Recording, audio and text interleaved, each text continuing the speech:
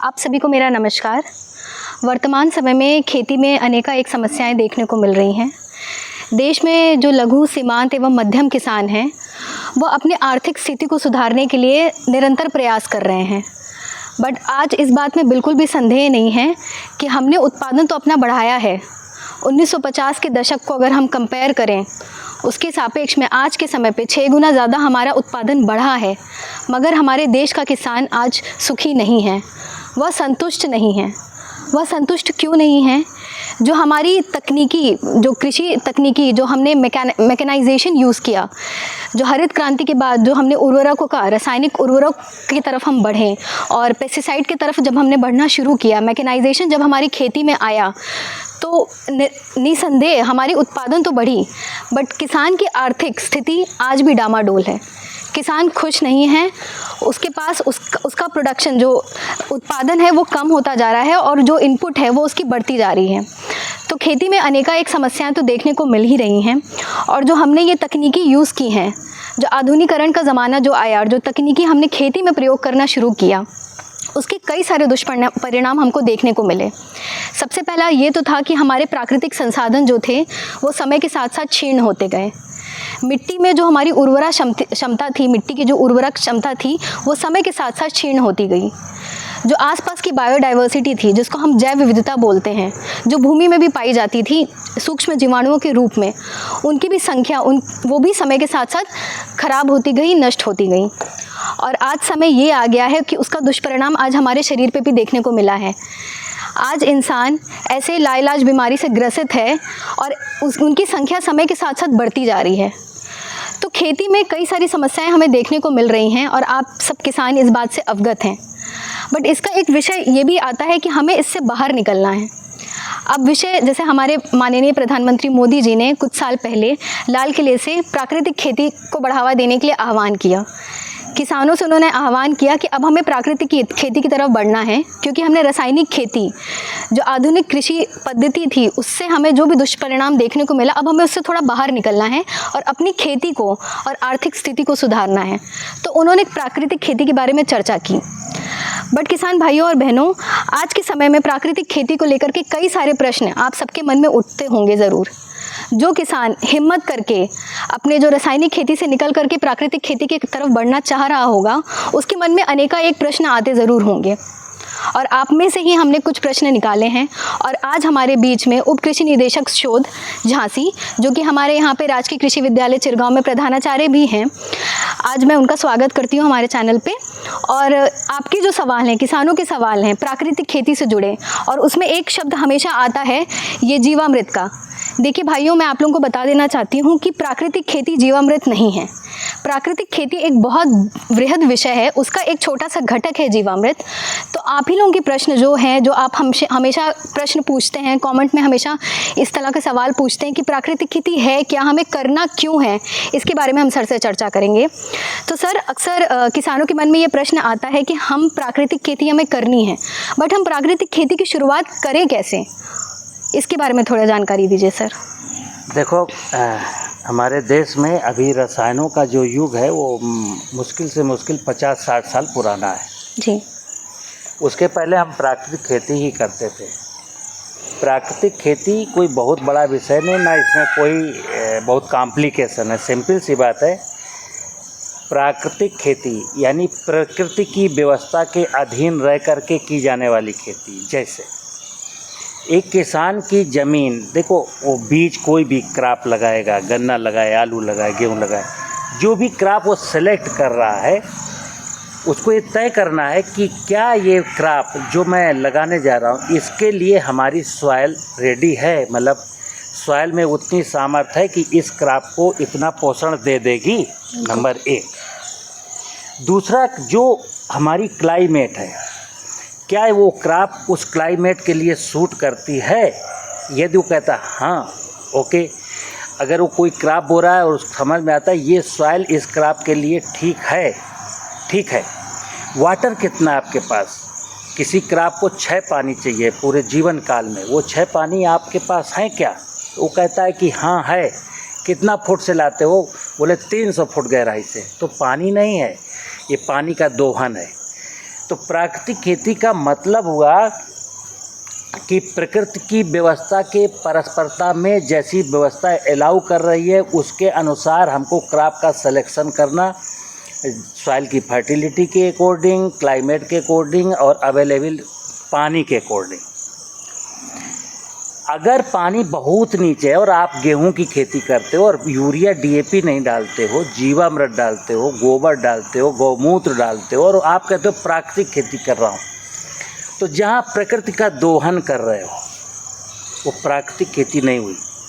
अगर सॉइल आपकी वीक है और गन्ना बो रहे हो तो वो प्राकृतिक खेती नहीं है, क्योंकि यहाँ फर्टिलाइजर ना भी डालोगे तो गन्ने की जो हैबिट है वो सॉइल को लूटने की है। सॉइल वो तो अपनी ग्रोथ के लिए स्ट्रगल करेगा तो सॉइल पर एक प्रेशर पड़ेगा। तो प्राकृतिक खेती का मतलब प्रकृति की व्यवस्था के अनुसार विदाउट एनी प्रेशर, कहीं भी दबाव नहीं डालना, प्रकृति में कहीं भी दबाव नहीं डालना, तो इसको ऐसे प्राकृतिक खेती करें। और सर अक्सर किसानों का प्रश्न ये भी आता है कि हम प्राकृतिक खेती करें क्यों, इससे हमें क्या लाभ मिलता है? प्राकृतिक खेती अगर लाभ के लिए करते हैं तो मानव जाति घाटे में जाएगी। जैसे जब सारे लोगों के दिमाग में लाभ लाभ लाभ, तो लाभ खेती में लाभ आपको मिलना कहाँ से? खेती में लाभ मिलना है जो आपके पास कृषि की उपज होगी, उसी को बेच के लाभ कमाएंगे। अब जब लाभ की बात, सारे देश का किसान लाभ की बात करता है, तो इसीलिए कोई क्या करता है कि मैं चना नहीं बोऊंगा, मसूर नहीं बोऊंगा, मटर नहीं बोऊंगा, अलसी नहीं बोऊंगा, तिल नहीं बोऊंगा, हम गन्ना करेंगे, आलू करेंगे, गेहूं करेंगे, धान करेंगे, कपास करेंगे, वेजिटेबल करेंगे, यानी जिनमें बहुत ज़्यादा निवेश लगाना हो। तो सब लोग ऐसा ही सोच रहे हैं। तो घाटे में कौन गया? मनुष्य को लाभ मिल गया, लेकिन घाटे में कौन गया? प्रकृति गई। प्रकृति की मतलब सॉइल की फर्टिलिटी गई, सॉइल के नीचे का भूगर्भ जल स्तर का दोहन किया, पेस्टिसाइड डालने पड़े तो मैंने पेस्टिसाइड डाले तो बायोडाइवर्सिटी का दोहन हुआ। तो सर अक्सर जब बात आती है, जब भी हम प्राकृतिक खेती की चर्चा करते हैं तो उसमें एक ये जीवामृत का चर्चा हमेशा होता है। किसानों के मन में एक भ्रम बैठ गया है कि अगर हमें प्राकृतिक खेती करनी है तो बस हमें जीवामृत को बना करके अपने खेत में बस उसका प्रयोग करना है। सर इसके बारे में थोड़ी सी जानकारी दीजिए आप। देखिए किसान भाइयों, मैं अक्सर आप जो लोग मेरे कुछ लोग चैनल से जुड़े हैं, कुछ लोग नए नए रोज़ जुड़ते जा रहे हैं, मैं आपको एक चीज़ स्पष्ट कर दूँ। जीवामृत, पहले तो आपको जीवामृत समझना है। देश के आधे से ज़्यादा किसानों के कान में जीवामृत की आवाज़ घुस चुकी है। वो बनाते हैं नहीं बनाते हैं बात अलग की है, बट देश में आधे से अधिक किसान जीवामृत की बात सुन लिए हैं कि एक कोई जीवामृत होता है जिसमें गौमूत्र पड़ता है, गोबर पड़ता है, पाव भर बरगद की मिट्टी डाली जाती है, 1 किलो बेसन डाला जाता है, 1 किलो गुड़ डाला जाता है, 72 घंटे में तैयार हो जाता है। ऐसा लोगों ने सुना। कुछ लोगों ने इसको फॉलो किया और क्या पाया कि वो जो ये वाला जीवामृत बनाते हैं, हमको तो कम से कम 3-4 हज़ार किसान डायरेक्टली जो ये वाला जीवामृत बनाए और फेल हो गए, फिर वो हमको हमारे पास आए।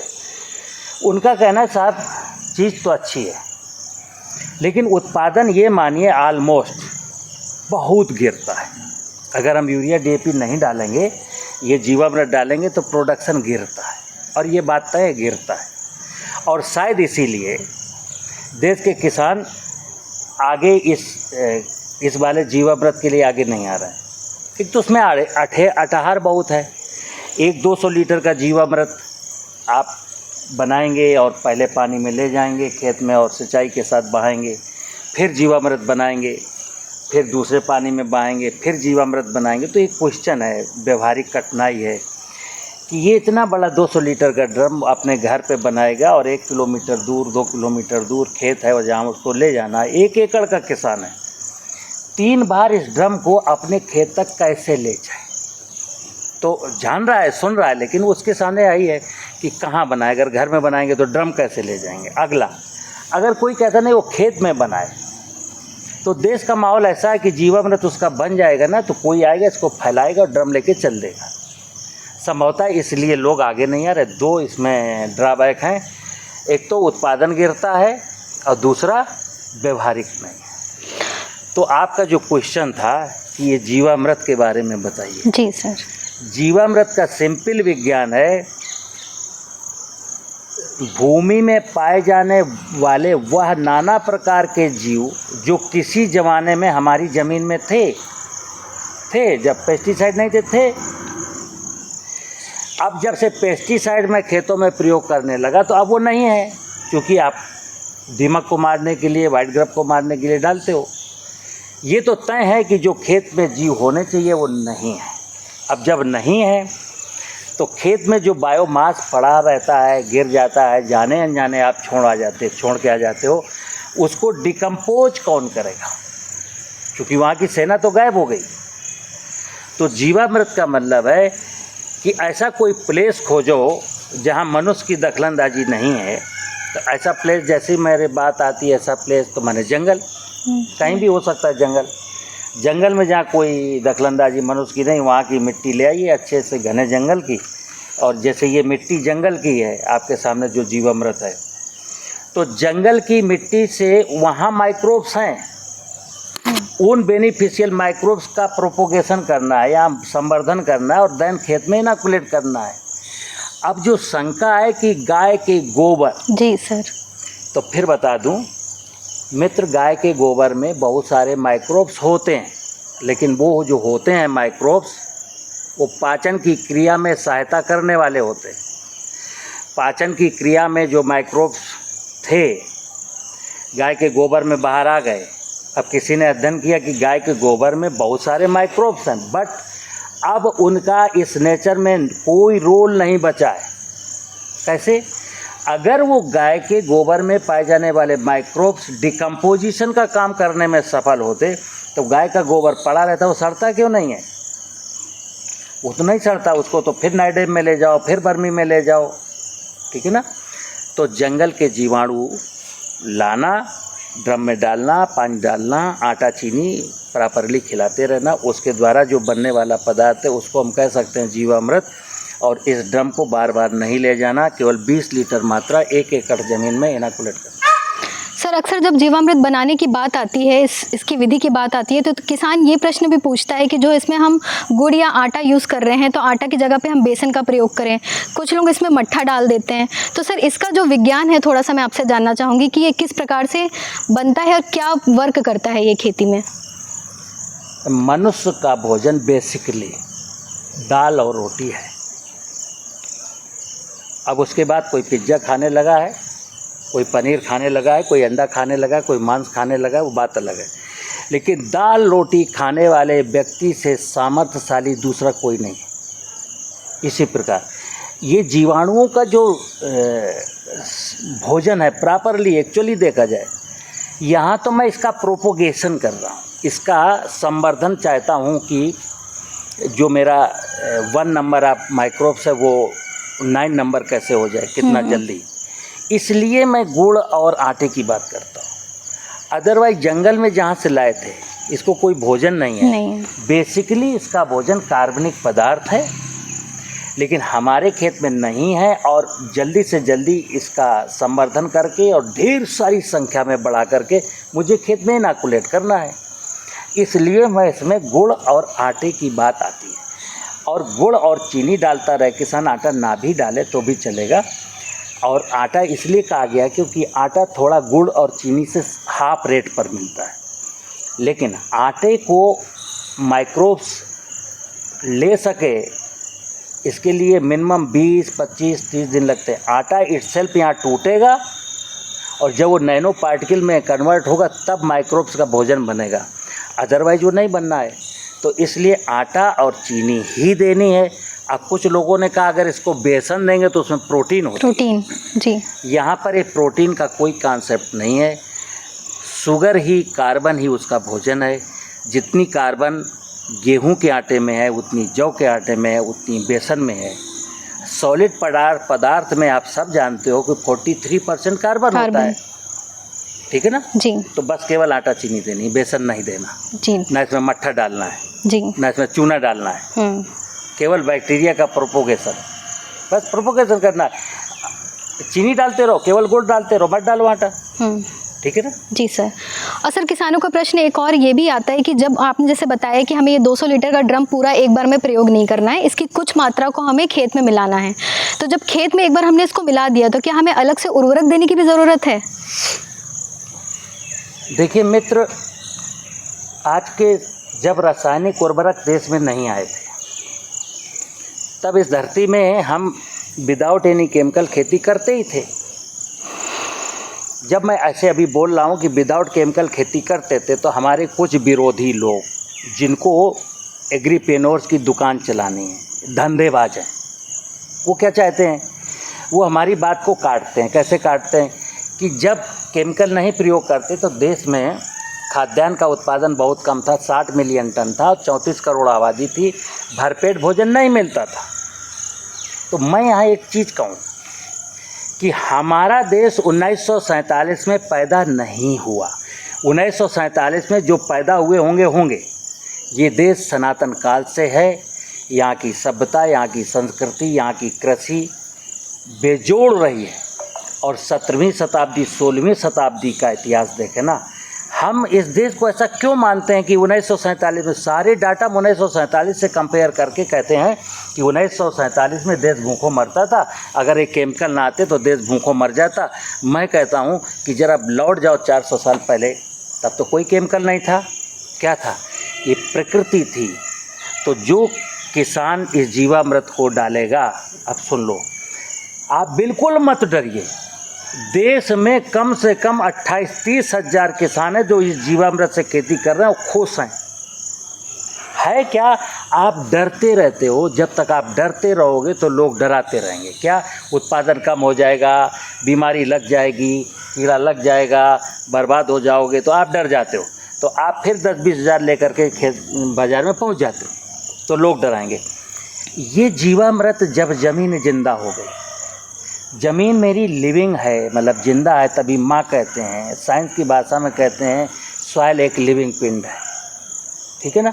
तो अभी जब मैंने पेस्टिसाइड डाल के सॉइल लिविंग पिंड को मैंने डेड कर दिया, तो जब माँ जिंदा ही नहीं है तो उसके अंदर कोई सामर्थ्य नहीं है कि वनस्पतियों को उतना फूड मटेरियल दे सके। जब वो वनस्पति बढ़ेगी, उसमें कोई बीमारी आ जाएगी तो उसको प्रोटेक्शन दे सके। माँ की सामर्थ्य हो गई है वीक, और आधुनिक टेक्नोलॉजी वालों ने इसको वीक किया है। मैं क्या कहता हूँ, माँ की सामर्थ्य को बढ़ाना है, बस कुछ नहीं। ये जीवाणु जब जाएंगे तो माँ जिंदा हो उठेगी। बस आपको बायोमास, खरपतवार को बीडीसाइड डाल के नहीं मारना है, आगे से कोई पेस्टिसाइड नहीं डालना है। ये कल्चर, इसमें जो जीवाणु है वो, और इस खेत पे जो बायोमास है, बस ये दो मिल करके ज़मीन को जिंदा कर देंगे, इसमें कार्बन बढ़ा देंगे। तो आपका सवाल था क्या फर्टिलाइज़र ना डालें? अगर आप चना, मटर, मसूर, दलहनी तिलहनी फसलें बोते हो, धनिया जीरा बोते हो, तो आपको कुछ नहीं डाल। लेकिन गन्ना करते हो, धान करते हो, गेहूं करते हो, कपास करते हो, तो आपको नाइट्रोजन देनी है। क्यों? इन क्रॉप का वेजिटेशन बहुत है। वेजिटेटिव ग्रोथ के लिए उसको नाइट्रोजन जितनी मात्रा में चाहिए वो खेत में नहीं है। और जब तक लीफ एरिया मेरा ज़्यादा नहीं होगा तो फोटोसिंथेसिस नहीं हो पाएगा, और वो क्रॉप का जितना प्रोडक्शन मिलना चाहिए नहीं मिलेगा। तो मैं किसान भाइयों से कहता हूँ 1 साल, 2 साल, 3 साल नाइट्रोजन यूरिया के रूप में आप दीजिए, और उसको पहली साल फुल दीजिए। अगले सीज़न में 20%, 25% लेस कर दीजिए, फिर अगले बार फिर 25% लेस कर दीजिए। जैसे 5 सीज़न 6 सीज़न लगेंगे, आपकी यूरिया वाश आउट हो जाएगी। इस बीच आपकी सॉइल में जो ऑर्गेनिक कार्बन जो 0.3% था वो बढ़ करके हो सकता है 0.6, 0.7 हो गया हो। इतनी सी बात। और सर जैसे अभी तो आपने जीवामृत के महत्व के बारे में और इसको बनाना किस प्रकार से, इसका प्रयोग क्या है, ये तो बता दिया। बट सर जब भी हम बात करते हैं प्राकृतिक खेती की, तो किसान यही समझता है कि सिर्फ जीवामृत बना करके खेत में डाल दूँ। तो किसान को थोड़ा सा आप ये जानकारी दीजिए कि सिर्फ प्राकृतिक खेती की अगर तरफ बढ़ना है तो हमें सिर्फ जीवामृत का प्रयोग नहीं करना है, और किन किन घटकों पे हमें ध्यान देखना है, उस पर आप थोड़ा सा जानकारी दीजिए। मैं आपको बताऊँ, प्राकृतिक खेती का, जैसा मैंने बोला कि जीवामृत प्राकृतिक खेती नहीं है। प्राकृतिक खेती का एक भाग है, छोटा सा हिस्सा, छोटा सा इनपुट है, जो कि सॉइल के माइक्रो ऑर्गेनिज्म आपने नष्ट कर दिए तो उनका इनोकुलेशन करना है। लेकिन अब ये माइक्रोब्स का इनोकुलेशन कर दिया, लेकिन मैंने कार्बनिक पदार्थ नहीं डाला, या अगले साल फिर आग लगा दी खेत में, पराली में। तो फिर इसका कोई यूज नहीं है। या जीवामृत डाला, उसके बाद फिर आपको किसी ने डरा दिया आपके खेत में दीमक है और वाइट ग्रब है, तो आपने फिर पेस्टिसाइड डाल दिया, यानी क्लोरोपायरीफास डाल दिया, प्यूराट, तो फिर मर गया। प्राकृतिक खेती रियलिटी एक कॉन्सेप्ट है, एक विचार है, और विचार ये है कि मुझे मुस्कुराना है, मेरी आने वाली पीढ़ियों का भविष्य उज्ज्वल बनाना है, क्योंकि हम सब लोग इसी नेचर में जी रहे हैं। हमको नेचर से भोजन मिलता है, नेचर से पानी मिलता है, नेचर से एयर मिलती है, हमारी सभी ज़रूरतें इसी नेचर से। तो मैंने पहले बोला, प्रकृति की व्यवस्था को संजो करके रखना, उसको उत्तरोत्तर और खूबसूरत बनाना, ये प्राकृतिक खेती का हिस्सा है। जीवामृत एकमात्र छोटा सा उसका पार्ट है। तो मैं किसानों से कहता हूँ, जब तक खेत की मेड़ बना के बारिश का पानी नहीं रोकेंगे तो आपको ना तो वाटर लेवल ऊपर आएगा और ना बार बार सिंचाई की ज़रूरत पड़ेगी। जब तक नाना प्रकार के पेड़ पौधे बाउंड्री वाल में नहीं लगाएंगे तो पक्षी नहीं आएंगे, तो इंसेक्ट लगेगा, और जीवामृत के जीवाणु लाभदायक नहीं होंगे तो क्रॉप में बीमारी आएगी, तो आपको फंजीसाइड डालना पड़ेगा। तो प्राकृतिक खेती करते समय हमको अपने दिमाग को दुरुस्त करना कि भाई लालच बंद, क्योंकि एक मित्र और समझना, लालच करते करते करते करते 50 साल हो गए, और किसान का घाटा होते होते होते होते आज देश का सभी किसान कर्जे में डूब गए। नहीं, आज़ादी का इतिहास उठा लो, आज़ादी के समय किस किसान के पास कितना कर्जा था? किसी किसान के पास कर्जा नहीं था। आज तो 90% किसान हमारे कर्जदार हैं, 70% सरकारी कर्जा लिए हैं और 20% साहूकार के कर्जे में। जी सर। सर एक प्रश्न और था कि किसान ये भी पूछता है कि जैसे ये जो जीवामृत है, इसमें हम क्या वेस्ट डिकम्पोजर का प्रयोग कर सकते हैं? हाँ, ये प्रश्न भी बहुत आता है। सुनना किसान भाइयों, ये जीवामृत ये मैंने जंगल से उठाया। कहाँ जंगल से? जहाँ पर वो सारे जीव हैं जो अभी तक हम कल्पना भी नहीं कर सकते, मेरे संज्ञान में ही नहीं है। मैं 87 में जब MSc किया तो मैंने केवल राइजोबियम, बायो फर्टिलाइजर के नाम पर राइजोबियम पढ़ा। 1990 में एजेटोबैक्टर और PSB आया, 94 में बैम आया, आज 2024 हो रहा है। आज करीब करीब 22, 25, 30 प्रकार के माइक्रो ऑर्गेनिज्म के नामकरण संस्कार कर दिए गए। मतलब ये है कि जो हम आज जानते हैं 20, 25, 30, वो 20, 25, 30 नहीं है। मैं कह सकता हूँ वो 20, 25, 30 हज़ार हो सकते हैं, 20, 25 लाख हो सकते हैं, या 200-300 हो सकते हैं। हम वहाँ तक पहुँचे नहीं। तो वेस्ट डिकम्पोजर में जो पदार्थ, जो माइक्रो ऑर्गेनिज्म है, जैसे कोई खोल के तो बोलता नहीं, लेकिन बेसिकली उस पर ट्राइकोडर्मा है। इस मिट्टी में ऐसा कौन सा माइक्रो ऑर्गेनिज्म है, कौन सा बायो फर्टिलाइजर है जो नहीं है? आप एक का नाम लो, वो तो है ही, और वो भी है जो आप जानते नहीं हो, 100 साल तक नहीं जान पाओगे। इसलिए मैं कहता हूँ, मेरे साथ किसान सिर्फ इसलिए जुड़े हैं कि इसमें ये छोटा मोटा कंसोर्सिया नहीं है, बिग कंसोर्सिया। इसको तो ईश्वर ही जानता है कि कितने प्रकार के जीवाणु, इनके क्या क्या फंक्शंस हैं। तो किसी किसान को इस जीवामृत में किसी भी प्रकार का दूसरा बायो फर्टिलाइजर डालने की ज़रूरत नहीं है। वो जो कल्पना कर रहा है वो सब यहाँ पर है। जी सर। सर अंत में मैं यही पूछना चाहूँगी कि जो किसान रासायनिक खेती करते आ रहे हैं, अब अगर वो आपकी वीडियो देख करके या फिर उनमें थोड़ी सी जागरूकता आई है और वो प्राकृतिक खेती की तरफ बढ़ना चाह रहे हैं, हिम्मत करना चाह रहे हैं, तो सर उन्हें किन बिंदुओं पे ध्यान देना पड़ेगा? सर उसके बारे में थोड़ा सा आप जागरूक कर दें। आज का मेरा जो सवाल जवाब है, और मेरे चैनल में जो 550 वीडियो पड़ी हुई हैं, किसान एक बार गंभीर होकर के एक भी वीडियो सुन ले, मेरा कॉन्सेप्ट समझे और लालच छोड़ के आ जाए। क्योंकि मैं बताऊं कि आप जब लालच करते हो तो प्रकृति को लाश में ले जाते हो, और जब प्रकृति में लाश होता है तो आपका लालच पूरा नहीं होता। 2 साल के लिए, 1 साल के लिए, कुछ समय के लिए लालच जरा त्याग दो, और फिर मैं बताता हूँ आप कैसे लाभ मिले। जिसकी माँ बीमार होगी, जिसकी माँ भिखारिन हो जाएगी,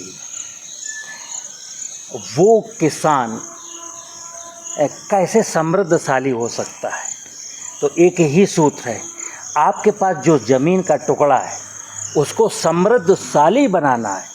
और ये माँ जितना समृद्धशाली हो जाएगी, आपको बिना टेंशन के, बिना किसी लागत की, आप तो बीज फेंक देना यार, जोतने की भी ज़रूरत नहीं। विश्वास के साथ माँ पर विश्वास रखिए मित्र। ये आध्यात्मिक माँ सनातन काल से हमको पाल रही है। जब कोई टेक्नोलॉजी नहीं थी तब भी हमको इसने कभी भूखा नहीं रखा। आज आप परेशान क्यों होते?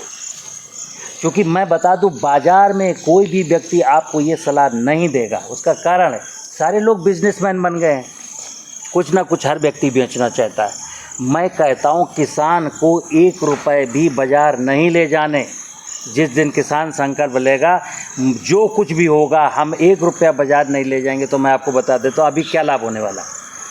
आपने सब्जी बोई 1 एकड़, या गन्ना बोया 1 एकड़, या आलू बोया 1 एकड़, या गेहूं लगाया 1 एकड़, आपने कितनी लागत लगा दी?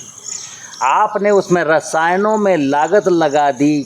कुल जो आमदनी आने वाली उसका कम से कम 25% से लेके 40% तक कास्ट ऑफ कल्टीवेशन लगाइए। मैं कहता हूँ वो बचा लो। आपने अगर 20,000 रुपये लगाए हैं केमिकल में, 20,000 रुपये बचा लो और फिर हमको लाश बता देना, लाश कितना हुआ। लाश 15-16 हज़ार से ज़्यादा नहीं होगा, आप तब भी फ़ायदे में रहेंगे। तो आप कभी अपना अर्थशास्त्र निकाल के देखो, कितने का आलू बेचा, लागत कितनी लग गई, कितने का गेहूं बेचा, लागत कितनी लग गई। आप बोली में देखते रहते हो ना, 60 कुंटल गेहूं हुआ है। मैं बोलता हूँ नट सेल में आपको कितने पैसे मिले हैं। अगर इतना गेहूं हुआ तो आपका कर्जा क्यों नहीं उतर गया? कर्जा तो हर साल आपका चढ़ा हुआ है। कर्जा इसलिए चढ़ा हुआ है क्योंकि आप लागत लगाते हो, वॉल्यूम में खुश होते हो। जब फसल कटती है तो मेरे पास 200 कुंटल टमाटर हुआ। आप लखपति बने क्या? आप तो कर्ज में हैं, ठीक है ना। तो डर के आगे जीत है, डरना नहीं है। और मैं वचन देता हूँ, मेरा वादा है कि जो इस पूरे विज्ञान को समझेगा उसको पहली साल ही, मैं तो जैसे कुछ लोग कहते हैं 1-2 साल तो लॉस होगा, मैं कहता हूँ नहीं। अगर आप पूरी ईमानदारी के साथ, समझ के साथ खेती करेंगे, जीवामृत को बरसात के सीज़न में डालेंगे, तो मैं कह रहा हूँ केमिकल बंद करने के बावजूद आपको पहले साल से 10% ज़्यादा उत्पादन मिल के आएगा। कौन कहता है प्राकृतिक खेती में घाटा? ये तो घाटा वो चिल्लाते हैं ना, जिनको किसान को मिसगाइड करने वाले लोग हैं। जो किसान डर जाए, ना करे, तो हमारा धंधा चलता रहे। और कोई प्रश्न? नहीं सर, अंत में मैं यही कहना चाहूँगी किसानों को कि जो किसान प्राकृतिक खेती करना चाह रहे हैं वो इस बात को ध्यान रखें कि प्राकृतिक खेती उन्हें खुद को सुखी रखने के लिए करना है, अपने परिवार को सुखी रखने के लिए करना है, खुद को समृद्ध रखने के लिए करना है। प्राकृतिक खेती में आपको प्राकृतिक संसाधनों को 2 गुना करना है, ना कि अपनी आमदनी को। जिस दिन आपने अपने प्राकृतिक संसाधनों को 2 गुना कर दिया, उस दिन आपकी आर्थिक स्थिति भी धीरे धीरे सुधर जाएगी और आप प्राकृतिक खेती की तरफ और बेहतर तरीके से अग्रसर होते जाएंगे। तो मुझे उम्मीद है कि आज जो भी हमने प्रश्न उत्तर किए वीके सचान सर के साथ, आपको ज़रूर उससे लाभ मिला होगा और आप इस चीज़ को और अच्छे से समझ पाएंगे। बहुत बहुत धन्यवाद।